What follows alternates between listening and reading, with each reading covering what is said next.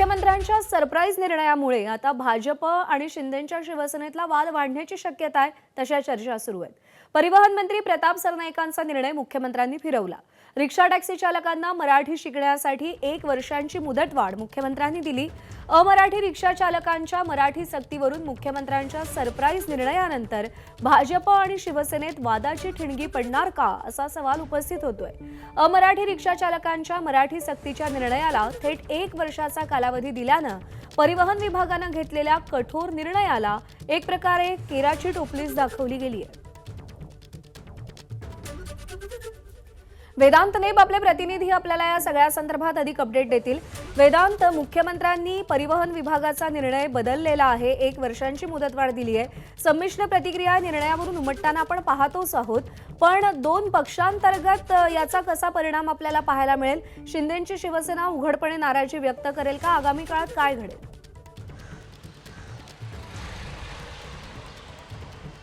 उपमुख्यमंत्री एकनाथ शिंदे, त्यासोबत परिवहन मंत्री प्रताप सरनाईक, मराठी भाषा मंत्री उदय सामंत, म्हणजे एकूणच शिंदे शिवसेनेच्या मंत्र्यांसाठी हा एक महत्त्वाकांक्षी निर्णय होता आणि त्याची कठोर अंमलबजावणी व्हावी यासाठी 12 ऑगस्टला शासन निर्णयसुद्धा जारी करण्यात आला आणि तशा प्रकारची कारवाई जे मराठी शिकत नाहीत अशा अमराठी रिक्षा चालकांवर केली जावी, अशा प्रकारचं परिवहन मंत्र्यांनी सांगितलं आणि त्यानंतर विविध कार्यक्रम घेत अमराठी रिक्षा चालकांना प्रोत्साहन मिळावं यासाठी मोहीमसुद्धा राबवण्यात आली। त्यांना मराठी शिकवण्यासाठीचे क्लासेससुद्धा घेण्यात आले आणि मुदत संपल्यानंतर अचानकपणे काल आपण बघितलं मुख्यमंत्र्यांनी एक बैठक घेतली, ज्यामध्ये काही या सगळ्या ऑटो रिक्षा युनियनचे काही पदाधिकारी होते, त्यांचं म्हणणं जाणून घेतलं आणि अचानक म्हणजेच एक सरप्राईज निर्णय देण्यात आला आणि या सगळ्याला म्हणजे जी मुदत संपली होती त्या मुदतीला आता 1 वर्षाची वाढ करून देण्यात आली आहे।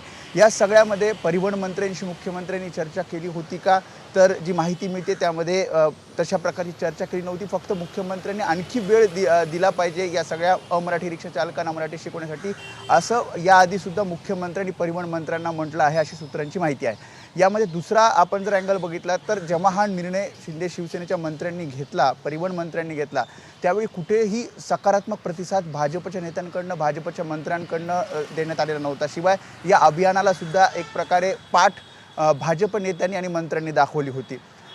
या सगळ्याच्या पार्श्वभूमीवर जेव्हा आपण बघितलं की काही अमराठी रिक्षा चालक, उत्तर भारतीय नेते हे जेव्हा मुख्यमंत्र्यांना भेटत होते किंवा भाजप नेत्यांना भेटत होते, तेव्हा वारंवार मागणी करत होते की ही मुदत वाढून द्यावी आणि कुठल्याही प्रकारे अमराठी रिक्षा चालकांवर कारवाई होऊ नये।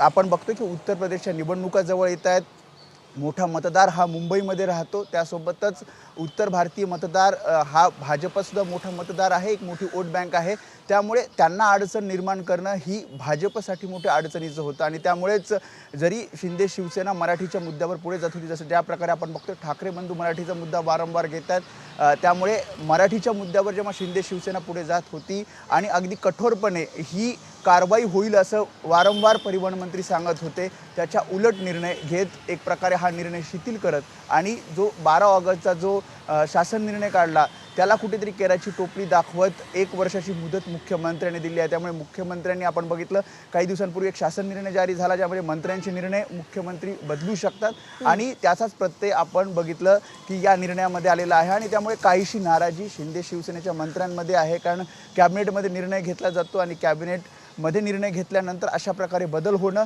आणि मराठीच्या मुद्द्याला बाजूला ठेवून पुन्हा एकदा एक शिथिलता या सगळ्या निर्णयामध्ये देणं, यामुळे काहीशी नाराजी आहे आणि हा वाद वाढू शकतो। कारण ज्या प्रकारे काल प्रतिक्रिया काही नेत्यांच्या आल्या, यामध्ये त्यांचं म्हणणं आहे की मुख्यमंत्र्यांचा निर्णय जरी सर्वस्वी असला, मुख्यमंत्र्यांच्या निर्णयाची जरी पुढे अंमलबजावणी होणार असली तरी मराठीच्या मुद्द्यावर शिवसेना आक्रमक राहील, अशा प्रकारे मंत्र्यांचे काही प्रतिक्रिया आहेत।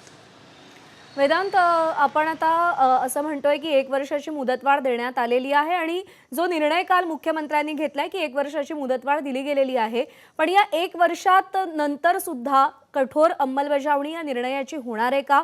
ज्या पद्धतीने आता कारवाई सुरू करण्यात आलेली होती मराठीसाठी, म्हणजे जी जुजबी मराठी बोलायची आहे त्यासाठी आग्रह धरला गेला होता, तो आग्रह वर्षभरानंतर असाच धरला जाणार आहे की आता ही मोहीम शिथिल झालेली आहे, थंड झालेली आहे असं म्हणायचं? या सगळ्या संदर्भात ज्या प्रतिक्रिया परिवहन मंत्री त्यासोबत मुख्यमंत्र्यांच्या आल्या, मुख्यमंत्र्यांचं म्हणणं आहे की 1 वर्षापर्यंत आता कुठलीही कारवाई होऊ नये, 1 वर्ष त्यांना मराठी शिकवण्यासाठी या सगळ्या अमराठी रिक्षा चालकांना द्यावं. परिवहन मंत्र्यांचं जे आधीचं म्हणणं होतं की यांना पुरेसा वेळ दिलेला आहे, त्यामुळे जुजबी मराठी त्यांना आली पाहिजे.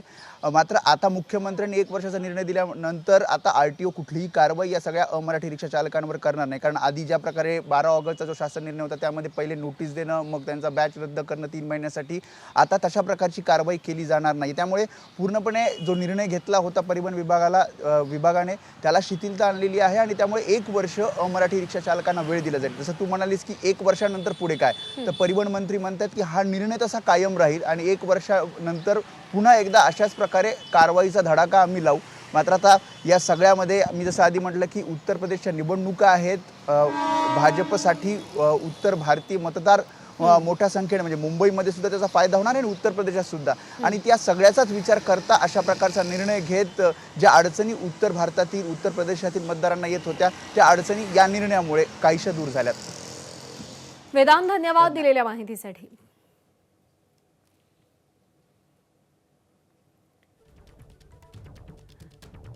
दरम्यान व्यावहारिक मराठी शिकण्यासाठी 1 वर्षाची मुदतवाढ देत असताना मुख्यमंत्र्यांनी नेमकी काय घोषणा केली आहे आपण पाहूया. वेगवेगळ्या वयातले हे जे काही टॅक्सी चालक, रिक्षा चालक आहेत यांना इतक्या कमी वेळामध्ये जुजबी मराठी शिकता येईल हे काही योग्य नाही, शक्य नाही, आणि म्हणून आम्हाला वेळ वाढवून द्यावी अशा प्रकारची मागणी त्यांनी केली. त्यांनी 1 वर्षाची मुदतवाढ मागितलेली आहे. मी आज हा निर्णय केलेला आहे की 1 वर्षाची मुदतवाढ याला देण्यात येईल. कोणतीही कारवाई दरम्यानच्या काळात केली जाणार नाही. रिक्षा आणि ऑटो चालकांच्या मराठी सक्तीच्या निर्णयामुळे भाजपच्या राष्ट्रीय स्तरावर नाराजीचं वातावरण आहे का, असा सवाल उपस्थित होऊ लागलाय. केंद्रीय मंत्री गिरिराज सिंग यांनी मुख्यमंत्री देवेंद्र फडणवीसांना पत्र लिहून मराठी भाषा न येणाऱ्या ऑटो आणि टॅक्सी चालकांवर कठोर दंडात्मक कारवाई करू नका अशी विनंती केली. परिवहन विभागानं अमराठी चालकांसाठी घेतलेल्या मराठी सक्तीच्या निर्णयामुळे विरोधी पक्ष विनाकारण राजकारण करेल, प्रत्येक गोष्टीसाठी राजकीय रंग देणं योग्य नाही असं मत कॅबिनेट मंत्री गिरिराज सिंग यांनी मुख्यमंत्र्यांकडे व्यक्त केल्याची माहिती सूत्रांनी दिली. मराठी शिकण्यासाठी किमान 1 वर्षाची मुदत द्यावी, मराठी न आल्यानं लायसन्स तात्काळ रद्द करू नये अशी मागणी त्यांनी पत्राद्वारे केली होती. दंडात्मक कारवाईमुळे असंतोष आणि भाषिक तेढ निर्माण होण्याची शक्यता असल्याचंही त्यांनी या पत्रामध्ये नमूद केलं होतं. दरम्यान मुख्यमंत्र्यांच्या निर्णयानंतर उपमुख्यमंत्री एकनाथ शिंदे आणि परिवहन मंत्री प्रताप सरनाईक यांनी काय प्रतिक्रिया दिल्यात आपण पाहूया. 1,60,000 लोकांनी जे पुढाकार घेऊन मराठी भाषा शिकण्याचं काम केलं त्यांचं पण मी त्यांनाही धन्यवाद देतो. आणि त्यामध्ये आज मुख्यमंत्री महोदयांनी त्या बऱ्याचशा लोकांच्या मागणी लक्षात घेऊन त्याला मुदतवाढ दिलेली आहे. यामध्ये मी आपल्याला एवढंच सांगेन की मराठी भाषा तिचा प्रचार आणि प्रसार अन्य भाषिकांमध्ये देखील मोठ्या प्रमाणावर होतोय याचं समाधान आहे. माननीय मुख्यमंत्री हे आमच्या महायुतीचे सर्वोच्च नेते आहेत, राज्याचे मुख्यमंत्री आहेत. त्यांनी जो निर्णय घेतला तो निर्णय आम्हाला सगळ्यांना बंधनकारक असतो आणि त्यामुळे त्यानुसार ही कारवाई होईल. परंतु हा झाला मराठीचा मुद्दा. मराठीच्या विषयावर माननीय मुख्यमंत्र्यांनी 1 वर्षाची मुदतवाढ दिलेली आहे. आम्ही त्या पद्धतीनं कारवाई आमच्या RTOच्या डिपार्टमेंटच्या माध्यमातून करू. परंतु मुदतवाढ दिली म्हणजे सगळं काही संपलं असं नाही. त्यांना मराठी हे शिकावंच लागेल. दरम्यान यावर आदित्य ठाकरेंची प्रतिक्रिया देखील समोर आली आहे, तीही पाहूया. आणि त्यांची पॉलिसी त्यांनीच पहिलं स्पष्टीकरण द्यावं. आत्ता मी त्याच्यावर काही बोलणार नाही. पण एक महत्त्वाचं आहे की आपण पाहतोय महाराष्ट्रात जे उद्योगधंदे आहेत ते त्यांचे हाल काय आहेत. साधारणपणे MIDC मध्ये आपण पाहतो जिथे मराठी कामगार असतील किंवा बाहेरचे असतील, पण इथून रोजगारच बाहेर जायला लागला तर इतर कोणावर काय बोलायचं. काल पण MIDC जे होतो आम्ही लोटेला, आपण पाहिली असेल परिस्थिती काय होती.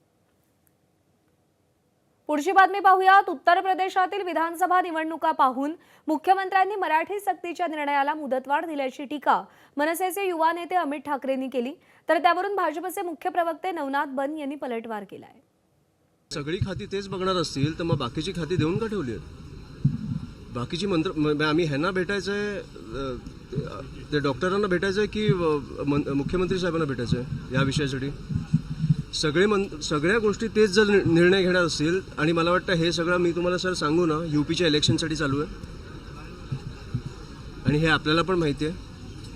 यूपीच्या इलेक्शनसाठी हा वाद पेटवला चालला आहे, कारण तुम्हाला कुठेतरी कळतंय तुमच्या हातातनं सत्ता निघते, त्याच्यामुळे हे सगळं पेटवलं जातं आहे. सगळी खाती तेच बघणार असतील तर मग बाकीची खाती.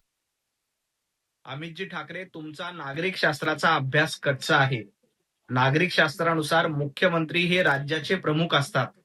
आता तुमच्या पक्षामध्ये तुमच्या मनसेचे प्रमुख घरात बसतात आणि इतर विभाग वाऱ्यावर सोडतात. हा तुमचा इतिहास आहे, त्याबद्दल आम्हाला काही देणं घेणं नाही. त्यामुळे तुमच्या पक्षाची अवस्था काय झाली ते महाराष्ट्र बघतोय. मराठी भाषेची सक्ती महाराष्ट्रामध्ये आहे आणि आज मुख्यमंत्र्यांनी योग्य निर्णय घेतलाय. बाकी यूपीच्या निवडणुकीपर्यंत जाण्याच्या ऐवजी आपण दादरच्या विधानसभेच्या निवडणुकीत आपलं डिपॉझिट जप्त का झालं याचं आत्मचिंतन केलेलं बरं.